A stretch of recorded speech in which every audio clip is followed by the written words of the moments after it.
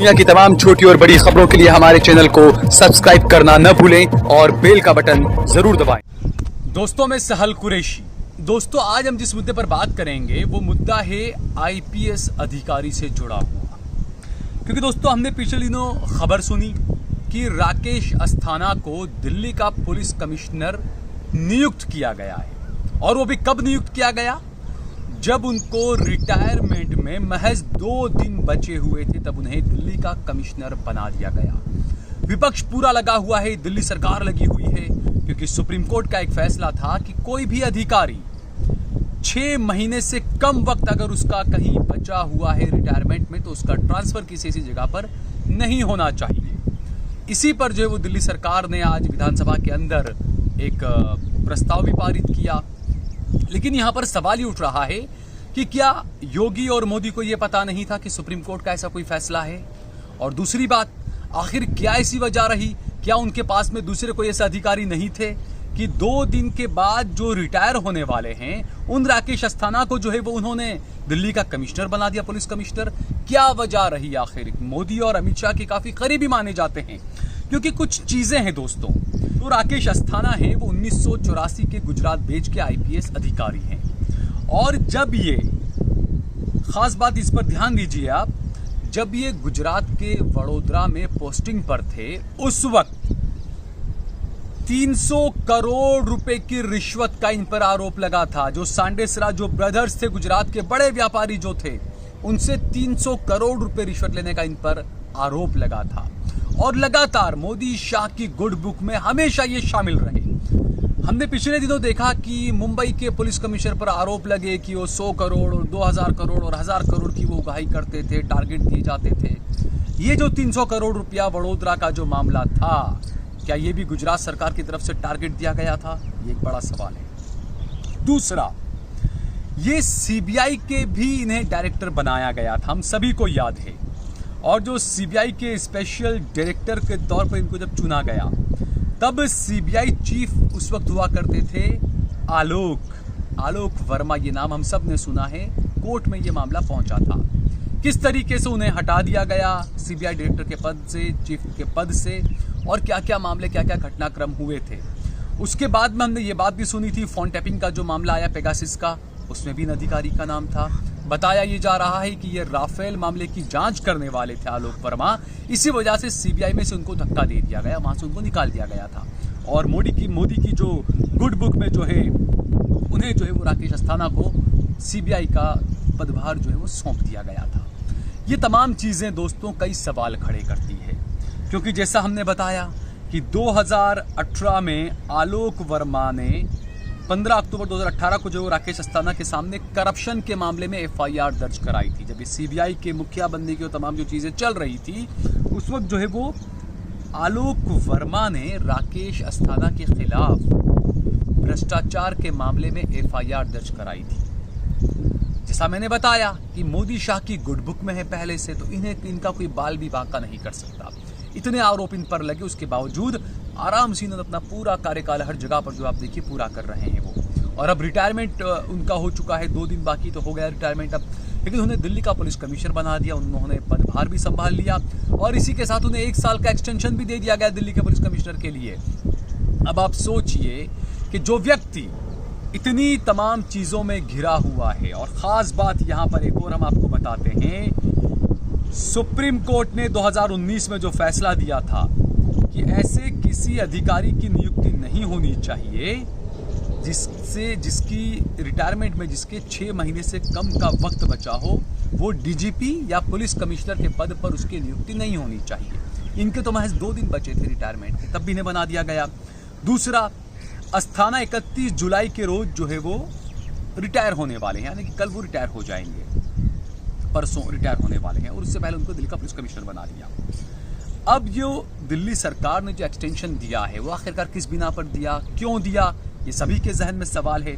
तो दोस्तों, कुछ चीजें हम आपको यहाँ पर बताते हैं, क्योंकि जो है राकेश अस्थाना, जैसा हमने बताया कि मोदी शाह के काफी करीबी है। गोधरा कांड के वक्त से ही काफी सहयोग इन्होंने किया है मोदी शाह का, और मोदी शाह ने भी इनका काफी सहयोग किया, ये आरोप हमेशा लगते रहे हैं। दूसरा, एक मामला ऐसा भी आया था कि जब ये गुजरात में इनकी पोस्टिंग थी, वहाँ के एक पीएसआई ने एक अर्जी दी और कहा कि मैं अपनी गन साथ में नहीं रखूंगा, ड्यूटी पर रहूंगा तब भी।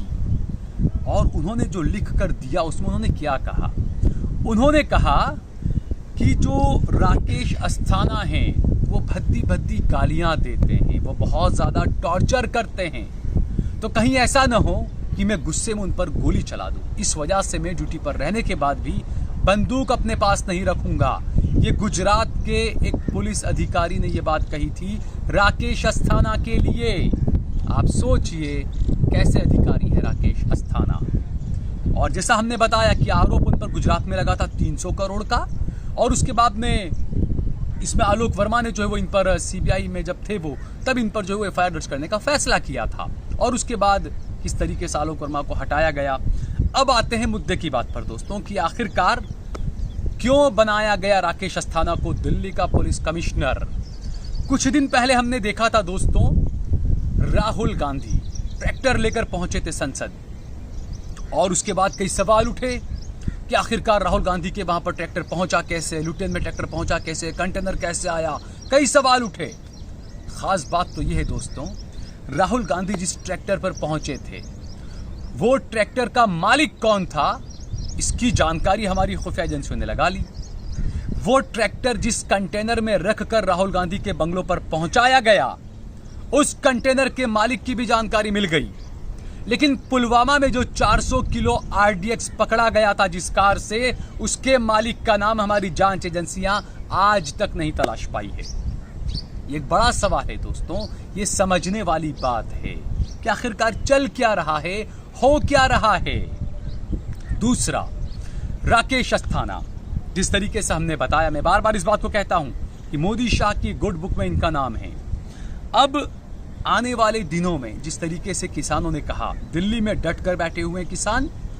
दूसरा, लखनऊ तरफ बढ़ रहे हैं किसान, कुछ कार्टून बीजेपी की तरफ से जारी किए गए, उसको लेकर खूब खिल्ली उड़ रही है, धज्जा उड़ाई जा रही है भाजपा की। अब राकेश अस्थाना को क्या इसीलिए दिल्ली का पुलिस कमिश्नर नियुक्त किया गया है कि किसानों के आंदोलन को कुचला जा सके मोदी शाह के इशारे पर? क्योंकि दिल्ली का पुलिस कमिश्नर, हमने पहले भी ये बात बताई है लोगों को कि जो दिल्ली सरकार है उसके हाथ में पुलिस नहीं है, जो दिल्ली की जो पुलिस है वो केंद्र सरकार के मातहत आती है। तो ऐसे में क्या राकेश अस्थाना को दिल्ली का पुलिस कमिश्नर बनाकर मोदी शाह अपना सारा एजेंडा पार करना चाहते हैं? राहुल गांधी का भी मामला जो है वो सुर्खियों में है, जिस तरीके से ट्रैक्टर मामले की जांच कर रही है जांच एजेंसियां। हालांकि ये कोई बड़ा मामला नहीं है, ट्रैक्टर गया, राहुल गांधी लेकर गए हैं और उन्होंने चलाया, किसानों का समर्थन किया। तो असल में ट्रैक्टर वहां कैसे पहुंचा और ये तमाम चीजें नहीं है। असल में सरकार के पेट में जो दर्द हो रहा है वो ये दर्द हो रहा है, उत्तर प्रदेश में चुनाव है, राकेश टिकैत ने और ममता बनर्जी ने कहा है अब उत्तर प्रदेश में खेला होने वाला है। तो ऐसे में टिकैत ने जब कहा कि अब हम बीजेपी की कबर जो है वो हम उत्तर प्रदेश में भी खोदेंगे, दिल्ली में डटकर बैठे हुए हैं किसान, उत्तर प्रदेश भी लखनऊ घेरने की भी बात कर रहे हैं किसान। तो ऐसे में दिल्ली में कमिश्नर के ओहदे पर, इस पद पर खास आदमी होना चाहिए मोदी और शाह का कि जो उनके तमाम काम को अंजाम दे सके। यही एक वजह है कि राकेश अस्थाना को रिटायरमेंट के 2 दिन पहले दिल्ली के पुलिस कमिश्नर के पद पर नियुक्त कर दिया गया। और इसके अलावा क्योंकि हमने देखा कई ऐसे मामले हैं, क्योंकि जो सेंट्रल विस्टा प्रोजेक्ट भी चल रहा है, इसके अलावा कई चीज़ें मोदी सरकार ऐसी कर रही है, पैसों का खूब धुआं कर रही है, कहीं पर भी रुकावट पैदा ना हो पुलिस कमिश्नर अगर उनका हो तो। और खासकर जो बंदा गोधरा कांड के वक्त से ही मोदी और शाह से जुड़ा हो, वो बंदा दिल्ली में भी उनके साथ रहे। तो दोस्तों ये तमाम चीज़ें खुद ब खुद लोगों के सामने आ जाती है कि किस तरीके से गुजरात के आईपीएस अधिकारियों के साथ में कामकाज किया गया, कांड किए गए, बड़े बड़े आरोप लगे कांड करने के, और अब उन अधिकारियों को किस तरीके से दिल्ली में अपने साथ में रखा जा रहा है ताकि जिस तरीके से गुजरात को जिस ढर्रे पर चलाया उसी ढर्रे पर देश को भी आगे चलाया जाए। जिस तरीके से गुजरात को गर्क में डुबोया, करोड़ों लाखों करोड़ रुपए के कर्ज में डुबोया, हिंदू मुसलमान की नफरत में डुबोया, इसी तरीके से पूरे देश को भी जो डुबोते जा रहे हैं। और आगे भी और ज़्यादा डुबोएंगे। यही इनका एजेंडा है और इसीलिए ये इस तरह के पुलिस अधिकारियों को जो है अपने साथ में गुड बुक में रखा हुआ है और इसीलिए उन्हें रिटायरमेंट के 2 दिन पहले जो है वो दिल्ली का कमिश्नर बनाया और 1 साल का एक्सटेंशन दे दिया। तो इस तरीके के अधिकारी होंगे जिन पर आरोप लगे। आप सोचिए कि जब इन पर तो आरोप लगा तो इन पर कोई कार्रवाई नहीं, लेकिन आलोक वर्मा पर जबरदस्त कार्रवाई कर दी गई, सुप्रीम कोर्ट से फैसले भी आ गए, क्या कुछ नहीं हुआ।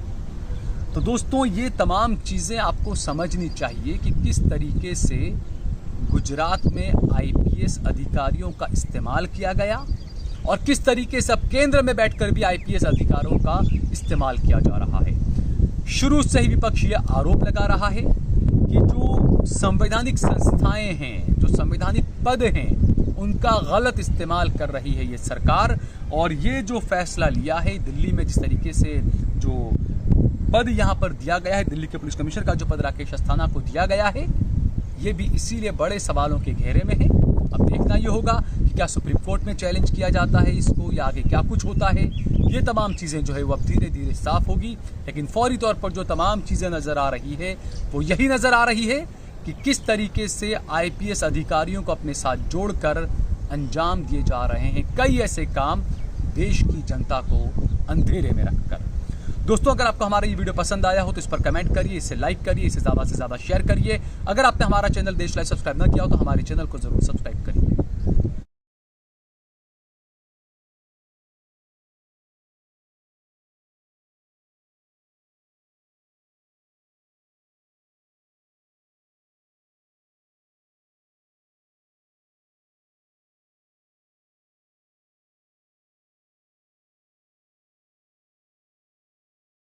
आप देख रहे हैं देश लाइव, देश की आवाज।